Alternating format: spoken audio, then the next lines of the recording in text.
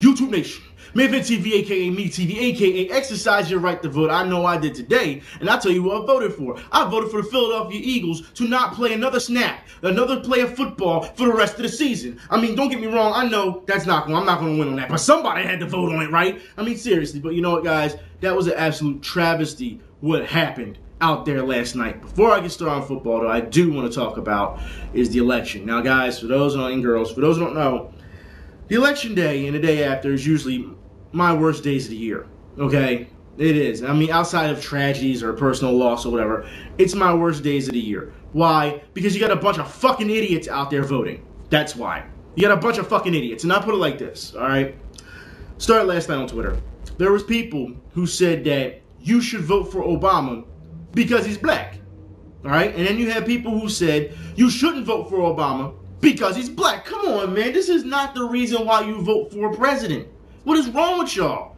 I don't understand this. Yesterday, during, they was trying to get people to get ready to vote. And this one guy came out and said that you got to make voting sexy in order for people to come out. So you need to dress up and come on. This is the dumbest fucking thing I've ever heard. Voting has nothing to do with it being sexy, okay? This is about the issues of the country.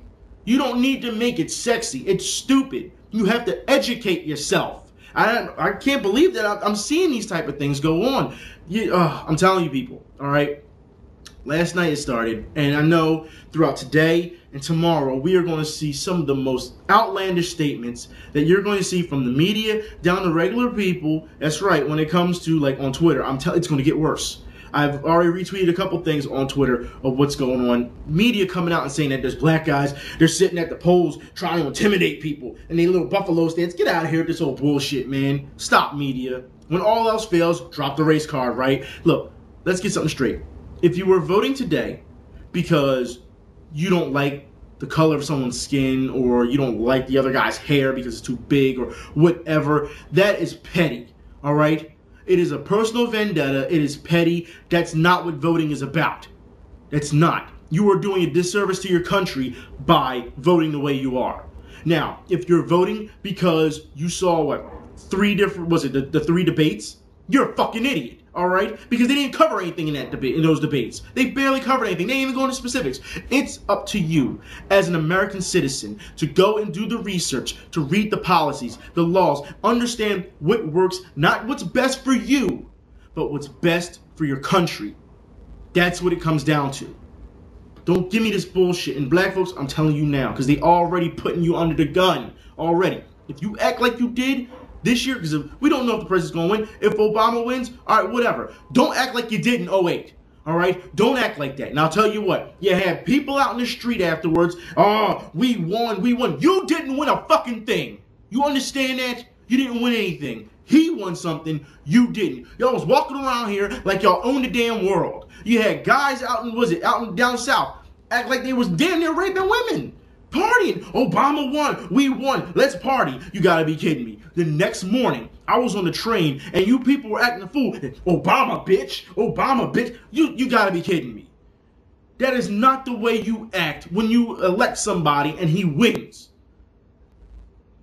I'm telling you, if it happens this year, I'll put it like this. Other countries, they're watching us. You understand they're laughing at us, right? It is your right as an American citizen to educate yourselves and hold yourselves to the higher standard when it comes to voting. If you are not looking at the issues, and kudos to those who did do the research and you voted. I don't care who you voted for. It is your right to that vote or, to your privacy if you want to keep it private. As long as you did the research and you voted for whoever, I congratulate you on that. Kudos, I applaud you on that, because there's way too many people out here who are not educated on these issues and they're just going to vote simply because a bunch of people are voting for this person or whatever. They have these little stupid little fucking reasons. I'm telling you, it is the worst day of the year for me, and it's going to get worse. Like I said, we're going to see a lot of racism come down the pipe on Twitter. We're going to see a lot of fighting today. I was even reluctant to even do this sports video today, because it's already impacted my morning. You know what I mean? Already, I knew I was going to have to talk about it. So I do want to move on. I just had to get out of my system. Let's talk about Philadelphia Eagles. Garbage-ass Philadelphia Eagles. First play of the game, you guys on Twitter had called it before the game even started. First play is going to go deep ball to wide receiver 10. Michael Vick threw it. Why? Because Andy Reid is predictable. That's why. I don't understand this. You're going against the Saints, who's last in defense, all right? They had a problem stopping our run, but we're not going to keep running the ball. No, we're going to throw it. That's what we're going to do. It makes no sense. Don't get me wrong. Defense came out first. Trent Cole got the tackle in the backfield. Didn't have a problem with that, all right? But what I did have a problem with is that all these guys are celebrating. I understand. First play on defense, you're trying to make a statement, you're trying to be hype. And then after that, you fell apart. All the runs that the Saints had, it was either right in the middle, which this wide 9 still does not work. It's time to get rid of it, all right? You keep talking about pass rushing, it is not working. You understand when you go into a set, wide 9 goes this way, goes on a curve. Okay? If they're running straight up the middle, there's a problem. And that also goes with your linebackers, especially your middle linebacker. I'm not going to really jump on D'Amico Ryans because he's a hell of a linebacker. But understand, he is the general on that field for the defense. He has to adjust if he sees something. It's that simple. What I don't understand is why Andy Reid has 2 different coaches for defense. That's right. He's got a coach that's taking care of the defensive line and a coach that's taking care of the secondary. We need a guy in there, a defensive coordinator with some defensive history, to go in there and be able to control all of it. You cannot keep playing these different coaches and carrying on. You could probably do that in practice, but a defensive coordinator has to be able to control his entire defensive unit. That's what it comes down to. I don't understand this. Offense, I want to talk about this. A lot of people like to talk about play calling. Play calling, absolutely atrocious. I don't know why you're going into the red zone. You got Michael Vick throwing that ball to Brent Selleck, which makes no sense because he overthrew Brent Selleck. He's trying to lead him, but overthrew him. Selleck doesn't even get a whole hand on the ball. All right, he may got 2-3 fingers on it, if that. All right, pick 6, goes back the other way. And Vick hits the guy. You know, he goes low and hits the guy, and they call penalty on him. Like, you got to be kidding me. On a quarterback? Seriously? Come on. But, you know what? It just didn't make any sense to me what was going on in this game. Pass. You got to stop this. When the run is clearly killing them. Why is McCoy, and I want to get this straight because we've seen this time and time again. All right, first quarter you run, second quarter you're running. Pretty much first half you're running pretty good. You see they're being exposed. And then third quarter, McCoy's nowhere to be found. Nowhere. All right? It makes no sense to me. And here's the thing. Because in the fourth quarter, then he emerges again. It's like, okay, McCoy, you can play the first half, take a third quarter off because we're going to throw all the time, and then come back in the fourth quarter. What the hell is Andy Reid doing? It makes no sense. And it's time after time, week after week. They never adjust. And I want to talk about that a little bit more. And his desperation from this team it's hit an all-time high. All right? Because wide receiver 10 comes out, you know, he talks about how, check this out, fans, talks about how, you know, you fans, he understands that you may not have faith for the team anymore, but they're going to, you know, try to do something and get some spark going and carrying on. First off, you haven't given the fans a reason to have faith in you. That's what it comes down to. Yes, we're going to cheer on the Eagles. And I put it like this. It's a bad thing to even say begin with because you're talking about the same fans that just flew all the way from Philadelphia to come to New Orleans to watch you play. But they don't have faith in you. Really. I don't understand. Why the hell are you still not out there returning kickoffs and punts? Let me get this straight. The Eagles can get desperate and put Riley Cooper out there to lay in the ground like some type of ninja trying to camouflage himself on the grass, right? And then try to throw a lateral pass to him, which was for a pass, okay? You can get that desperate to try something like that, but you can't put wide receiver 10 back there to put a spark in the special teams? That's what's going on here, Andy Reid? I want answers, all right? As a concerned fan, I want answers because the media is not asking the right questions. They're just not. It's ridiculous. You got Jason Babin. Once again, this is funny. Because Jason Babin, I showed you guys last week when Jason Babin said he'd just keep his mouth shut and they just have to play, right? Okay, and then a couple days after that, after I did that video, Jason Babin bags on the fans. You've got to be, look, Jason Babin, stop. Just stop, all right? You sat here and said, well, you know, the stuff that I heard on the sidelines from the fans, they were vile. And look, I can put it like this, Jason Babin. If you weren't benched, that's right, last week, if you weren't benched, you wouldn't have been on the sidelines to hear anything. It's that simple. If you'd have played better, and what the hell was with you last night trying to tickle, was it Drew Brees' foot? You're not going to stop him with that. I'm telling you, it's time to pack up, and it's time for him to go. Same thing with Asamoah. They said, was it last week? They said, and this is rumor so far. I'm going to put the links in the info bar for you guys, okay? Rumor is that Asamoah doesn't have love for the game like he used to anymore. Pretty much he's losing his smile. You know what? Pack his ass up and go too. As far as I'm concerned, a lot of these guys can go. It is time to rebuild. That's what it is. And a lot of people keep thinking, well, what are you going to do if Andy Reid leaves? Look, even if we kept Andy Reid for 3 more years, shit still wouldn't get done. It still wouldn't. All right? And yet they still want to play the blame game. Between furious and stunned and apathetic, it's, you know, the playoffs are... I think the last one, you have about right, apathetic. I mean, it's complete apathy with this team right now. Listen, I don't have any energy left. I don't have any venom left. I don't have any anger, frustration. I just don't have it. That last week versus the Atlanta Falcons, it just drained it all out of me. And I thought this would be a tough game tonight going into New Orleans. Even with the bad defense they had, this Eagles offense has struggled all year for consistency. Even when they move the ball in between the 20s, you know what they're going to do in the red zone. You're lucky if they don't turn the ball over in the red zone. That has just been the identity of this team all year long from the first game. And it took me 7 games to see it, but I've seen the light. I really have. And this team just isn't good enough. You know, they talk a good game, but when it comes down to it, they get out there on the field, the same mistakes occurred week after week after week after week. It's the same things. And Coach Reid's going to stand up there at that press conference and tell us the same things he's told us 7 other times this year at the games. I mean, it's the same thing. And, you know, tonight was just like the nail in the coffin. Yeah, I mean, that's really what it was. It's like the nail in the coffin tonight. Right? I'm just waiting to see, okay, guys, we're going to blame this one on. Yeah. You know, you're going to blame it on the fans? Oh, no, I'm sorry, we're playing out of town. It was New Orleans, so you can't blame this one on the fans. We're going to blame it on the media? You know, we haven't had a chance to read the paper yet, but, you know, I'm sure that won't be so good either. I mean, who are you going to blame this one on? Why don't you try blaming it on yourselves? Responsibility. You know, that would require, you know, a man actually taking responsibility, owning up to something. And we never see that. We got a bunch of little kids in grown men's bodies on the team. All right. And then when someone does decide they want to come out and take responsibility, it's very shallow. It's never sincere. It's, yeah, it's my fault. I take full responsibility. It's your turn to ask a question. That's what it is. They don't care. All right. Nobody will take responsibility at this point. And this is not what the Eagles organization has ever been about. It is a disrespect to what we've been accustomed to in the past. It is. But let's talk responsibility. All right, let's talk the offensive line. Offensive line, you were letting guys, I mean, was there even an offensive line out there? You were letting guys come straight up the middle and crushing Vic. I mean, just absolutely destroying him. Let's get some straight. Michael Vick has been sacked 27 times this year, okay? 27 times.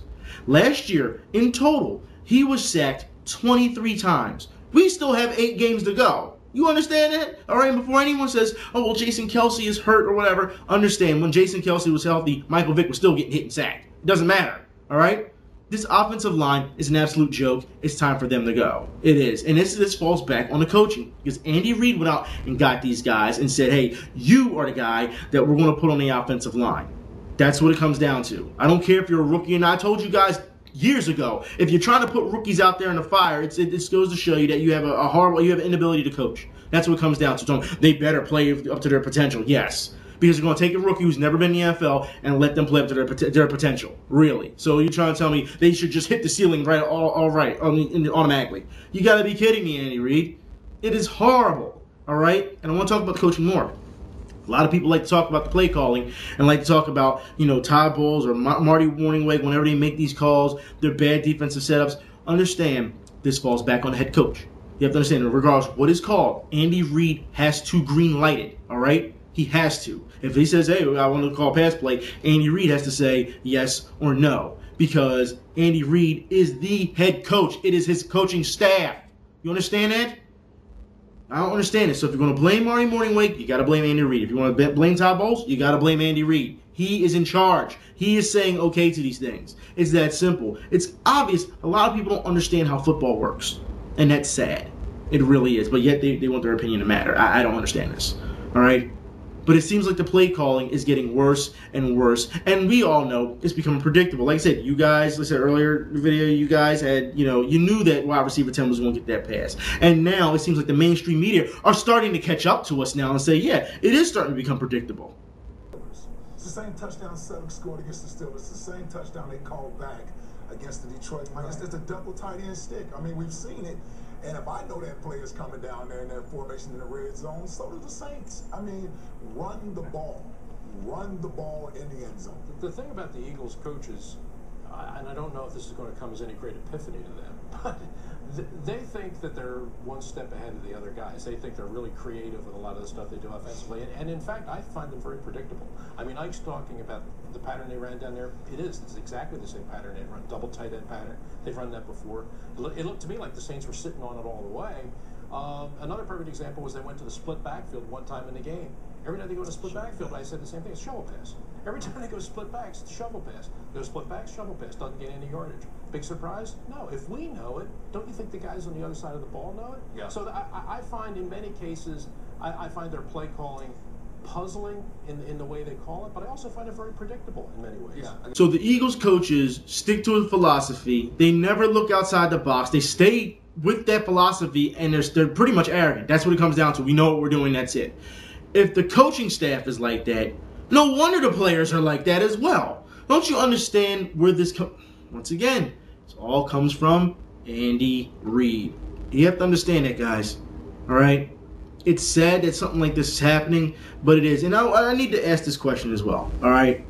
Why do we have two coaches out there trying to play defensive coordinator? It makes no sense. Well, actually, three. All right? You got the defensive coordinator who makes the play.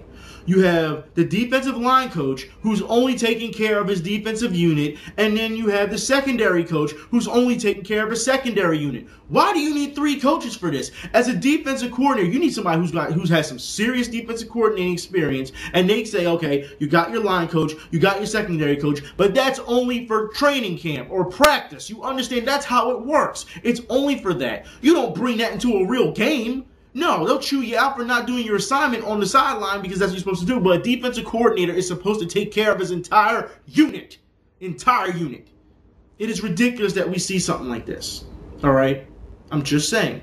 You cannot split a defense like that. You can't. It is absolutely atrocious. But this is what happens when you have all this problem. You have too many people on staff, if you ask me. Too much arrogance. Bad play calling, and yet they still want to be seen and heard, which makes no sense to me. Players, stop doing interviews. Get off Twitter. Stop getting on the radio and talking. Stop. What have you done to earn these things? Nothing. I understand people in the media, they want to talk to you about it. Just stop. You know what's going on. You know what's wrong. You know that you messed up. Just stop. Because you know the media is going to always try to poke and prod you and try to get a reaction out of you all the time. And then you oblige them. That's what you do. You don't know what to say out of your mouth. Don't say anything. That's simple. All right? No comment. Is it that hard? No comment. Like I said, people get on your Twitter. Don't go on Twitter. You know fans are going to be mad. I cannot wait to see how things are going to start today with Jason Babin. I cannot wait to see how fans are going to jump all over him. And I'm sure he's going to fire back at fans, and that's just going to fuel the fire even more. That's what's going to happen. But speaking of fueling the fire, for those who did not see what happened on Twitter, Marcus Vick, out of nowhere, all right? Yeah, because everyone's like, Marcus who? Exactly, because we haven't seen Marcus Vick since what, the Dolphins? Marcus Vick comes out and says, please trade Michael Vick out of Philadelphia.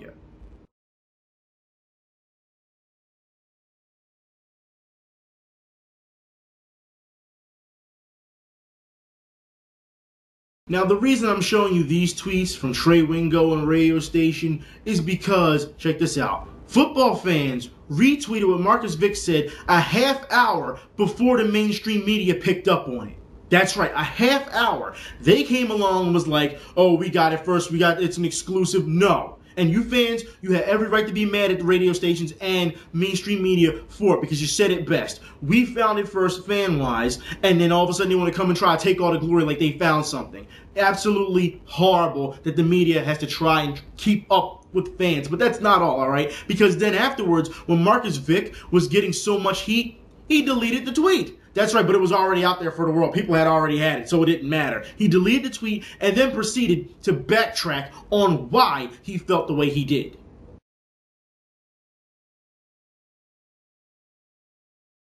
Shut up, Marcus Vick. Look, I understand you're his brother, you're a concerned family member, you don't want to see your brother get hit, but you know what type of business he's in. If it wasn't for the Philadelphia Eagles, your brother wouldn't even have what he has now, all right? So to say that you should ship him out of Philadelphia, and the thing is, you're speaking on the behalf of Michael Vick. You can't do it because you use the word we.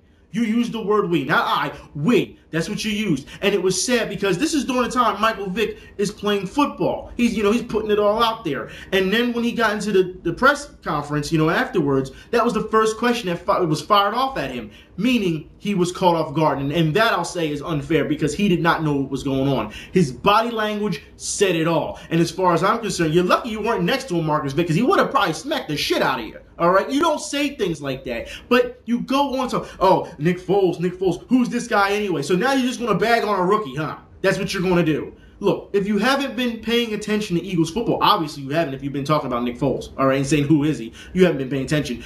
You need to stop, all right? Do what you do best, which is still become irrelevant. Because what have you done lately? Nothing, all right? Sit your ass down, watch the games, and then there's at one point you threaten to turn the channel. So you're going to turn the channel on your own brother, huh? Ridiculous. Like I said, another person that needs to shut up too, because I'm going to say this as well. Deuce Staley, shut the hell up. I understand you're on the sidelines trying to help the team, but there's no reason for you. Every time I turned around last night, you were jawing at a New Orleans player. Why? You're not playing. You're a coach now. You're not playing. All right? There's no reason for you to be yelling at players who are on the field. You are a coach. You get that? Stop that. You did it like 6 times last night. Stop. Stop it, all right? You made yourself look bad. And the thing is, I respect Deuce Staley for what he did for this team when he played, but you're an absolute joke to act that way, all right? You are. Control yourself. You're a coach. Control yourself. That's simple, all right? You're not going out there on the field and playing. You're not, all right? But that's not on. No. So now that everything is coming pretty much to light, we're hearing, how do we fix this team? That's right. Now the media wants to know how I fix the team. You guys said I should do a how to fix the Eagles video. I don't think I'm going to do that. I don't know. I could do it within the same given time limit, but we'll see. All right. But then Eagles, as usual, the mainstream media comes out and says, "What can we do to fix this? Can we salvage our season, or is it over? And do we have to wait years upon years until we get to another championship caliber team?" I'm wondering how any of this gets shored up. I'm wondering in particular how bad this franchise will be left when Andy Reid, if and when he does leave. What's left? How far away is this team from being the team that you played on and being that kind of a contender? Well, let's lower our expectations just a smidge. No, because you and your teammates and Andy Reid raised those. That's the bar. Get to the championship game and to the Super Bowl. Well, they're not going to do that next year. I know that. They're not going to do that okay, next year. Keep going. You hear that, Eagles fans? Don't expect the Super Bowl next year either. Matter of fact, if they get rid of Reid, it's going to take at least 2 to 3, maybe 4 years until we have a Super Bowl caliber team because a complete rebuild takes that long. Your quarterback, if you bring Foles in as the franchise quarterback, it's going to take at least 2 to 3 years to assess him anyway. All right, you have to understand. I understand Eagles fans. I know as soon as he messes up, y'all gonna jump on him. I get it. All right, this team wants a Super Bowl so bad. I mean, this city, I'm sorry, wants a Super Bowl so bad that they could, you know what I mean? They will go off if they don't get it soon. You have to understand, Andy Reid, you have really messed things up. And if you look in the past on how things were done, how you spent so much on Cobb or whatever, and then you trade him away and pretty, you know what I mean? Like if you look at all the moves and draft picks that we got rid of and things like that, it hurt us in the long run. It did because of his decisions. And then you have to look at, Jeffrey Lurie for letting him make those decisions. You really do. I think they just gave him way too much power. But the Eagles are they're in trouble. And I guarantee you, they're done when it comes for the year. They're done. Like there's no playoff bound. Now I will say they have to win next. If you're going to lose, all right, the rest of the season, it's fine as long as you win against Dallas and you beat the Giants. The Redskins, I don't even care about the Redskins, all right? It's going to be funny to see them play against RG3. But Dallas, as you know, Dallas is our Super Bowl, all right? Even if you lose the second one, you have to win the first one against Dallas. You should know we won the first one against the Giants. That sets the tone. That's what it does. You have to win next week. By any means, you have to win. You just have to. That is our Super Bowl. You let the Cowboys, no. People, I put it like this: if you think people are mad now and you lose to the Cowboys, yeah, you're gonna see fans go off. You haven't seen rage yet until you see the fans go off from losing to Dallas. Don't lose to Dallas. That is something you are not allowed to do. All right, especially with the way Dallas is playing anyway now, it's something you're not allowed to do. It will be unforgivable. It will. I'm just saying it will. All right. I want to move on. Other games. I see Carolina Panthers fans. Looks like Cam Newton's not on suicide watch right now because, you beat the Redskins.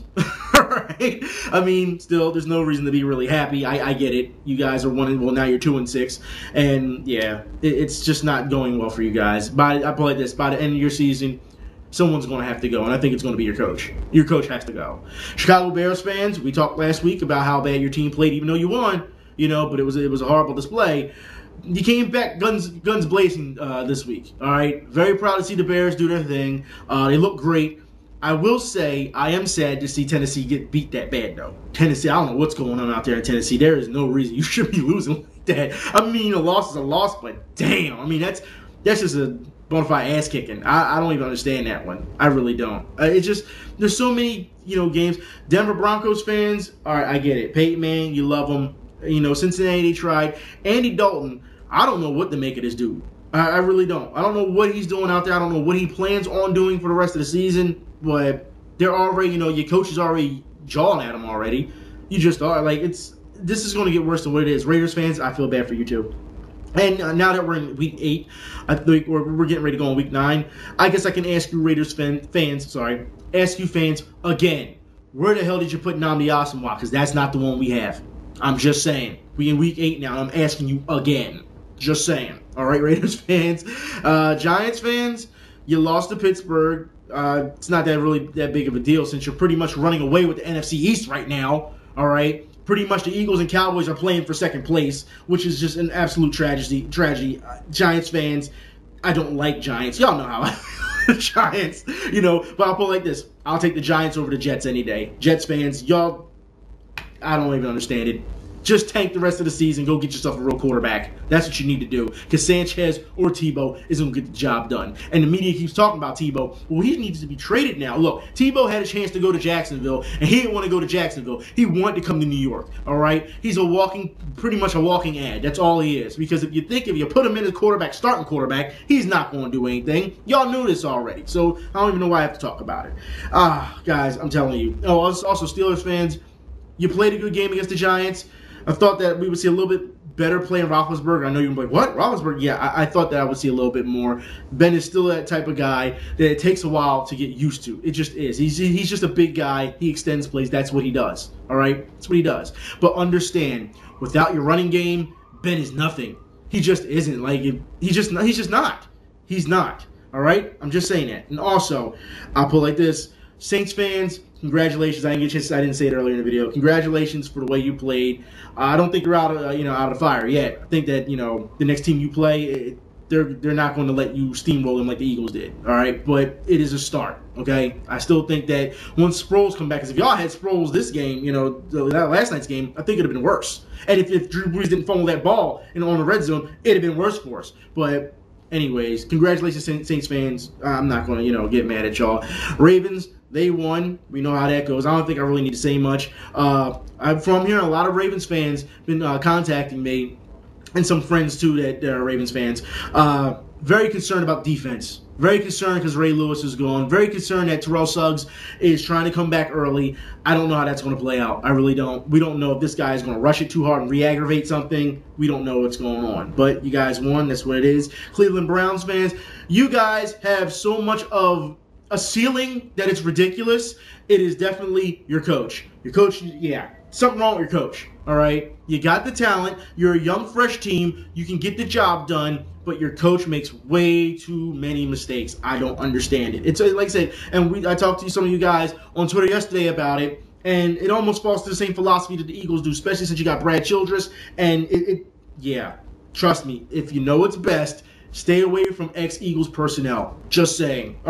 I want to move on to basketball. All right? I know we have to talk about this. I'm going to talk about the other teams first, and then we'll talk about the Sixers, okay? Because Sixers, we got to have talk. All right?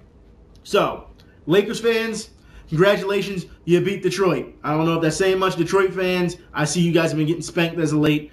Hopefully you bounce back, all right? You got the Knicks.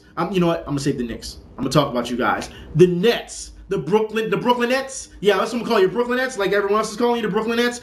You lost to the T-Wolves last night. They made a run and destroyed you guys, all right?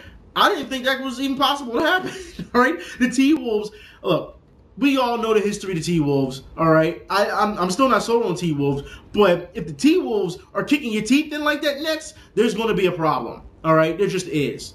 And it's just ridiculous to see that. And now you're talking about moving the Islanders to Brooklyn? That's going to piss me off if it does. You keep the New York Islanders where they're at. You don't bring them to Brooklyn. What the hell wrong with you? All right, but let me keep going, all right? San Antonio Spurs, I still don't like you, all right? I don't understand how it's okay. Yeah, I said it, all right? I watched the game with, Spurs and OKC, how Tony Parker can flop, how LeBron James, all right, if you didn't watch the Knicks Miami game, can flop. None of those guys are hit with any type of warnings for flopping, but JJ, was it Barrera? He was just warned for flopping. How's that possible? So you hit the little guy with the flopping, but your big-time superstars, you're just going to let them do whatever the hell they want, huh? You're still playing favoritism, and that's what people wanted out of the game. Don't you understand that, NBA? I don't get you. I just don't, all right? Boston, I haven't only seen one game with you guys, but like I said, hopefully you guys will, I guess, bounce back. I mean, I've been seeing, haven't seen much on Boston. They actually haven't played a lot of Boston so far on TV. So it's hard for me to assess what's going on in these previous, couple games. I don't get it. Now, I do want to move on to the Philadelphia 76ers. Oh, also a special shout out to the Orlando Magic. All right? No one thought that you guys would be 3-0 right now without Dwight Howard. Special shout out to them. Okay, now, I want to talk about Sixers. Knicks Sixers, you get your ass kicked on Sunday. You come to here to Philadelphia for the rematch. You get your ass kicked in the rematch. I don't understand this. I have a big problem with Evan Turner. He shot 3 for 9. It made no sense on the way he was shooting. Why are you shooting over Tyson Chandler? He's 7 foot fucking 11 almost. You know what I mean? And he's known to be a shot blocker. Why are you shooting over him? If anything, this is in the paint. If anything, you go up and under on him. I don't understand the decisions of the Sixers. Without Andrew Bynum, and you got Kwame Brown starting, which is the most funniest thing I've ever seen. But understand, all right, this Sixers team, until Andrew Bynum steps in, it's the same Sixers team from last year. And what did the owner and what did Doug Collins say? He said this team cannot do anything in the paint. This team is a streaky, jump shooting team. That's what they are. Meaning you take a big gamble on your three-point shots and you make a bunch of them or you miss a bunch of them. When you played the Knicks on Sunday, it was so-so. When you played them last night in the first half, you guys couldn't hit the damn side of a barn. It didn't make no damn sense. All those shots, it was crazy. And look, I'll put it like this. When you have your own teammates on the sidelines, that's right, Sixers, face palming you, you know you messed up. So good. Pablo Prigioni, number 9, in for the Knicks. Kurt Thomas, number 40, for New York as well. Young for 3. Continues to struggle. So the Sixers active off the offensive glass. Pause, missing the runner. Finally, and here's the thing, bench players. If you're face palming your starters like that, why aren't you in the game? Oh, that's right. Because you're not that good. That's why. Because you're a bench player. That's what you are. Keep your role. It makes no sense the way this team is built. Doug Collins is talking about how he's not going to freak out over the way they're playing as a late. You should. Because you're going down the same path as you did last year. All right? That's what it comes down to. Also, understand, I want to say this real quick about when the Nuggets came here. Funniest thing I've seen, Andre Iguodala has the worst game of probably his career, all right? He's falling all over the place. There's turnovers left and right. He can't do anything. That was the best thing I've seen in the first game against, on Halloween against, the Nuggets. The Nuggets are now 0-3, just to let you guys know. But Sixers, this is not going to get any better. Fans, it's not going to get any better until Andrew Bynum comes back. Then you have to worry about how long it's going to take for him to get in chemistry with the rest of the team. So when he comes back, don't expect immediate impact, immediate results. You're not going to get that. You're just not, all right? Jason Richardson, he's hurt, all right? Jay Rich hurt. He'll be fine. The results came back negative, and I blame that cameraman in New York because he didn't move. That's what happened. That's some bullshit, all right? That's bullshit. That's why they shouldn't be so damn close if you ask me, all right? But it is what it is. These guys are not playing as good as they are. As far as I'm concerned, Evan Turner, have a seat.